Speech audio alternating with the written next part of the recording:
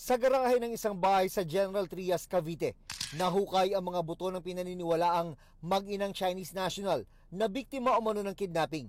Natunton ang pinaglibingan sa kanila matapos ituro ng umano'y pangunahing sospek sa pagdukot na naaresto noong nakarang linggo. Naipagbigay alam na ito sa Chinese Embassy. This would somehow confirm na talaga yung ating fear na maaaring patay na nga po itong mag-ina po na ito. However, we still have to wait for the official result po ng DNA examination. October 2023, dinukot ang buong pamilya ng mga biktima sa isang exclusive subdivision sa Muntinlupa City. Pinalaya noon ang mga Pilipinong nagtatrabaho sa kanila.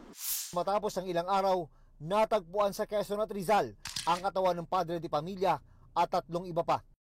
Isa po sa tinitignan ay may kinalaman po ito sa business po, and hopefully doon po sa pagkakaresto po ng sinasabing isa po sa primary suspect po would give us more information with respect doon sa possible motive behind the kidnapping po. Sinusubukan pa namin makuha ang panig ng naarestong suspect. I-ECG po lang coordinate doon wala po discount yung bill nila. Kasi pag-hospital handle lang. But i-ECG po lang coordinate doon sa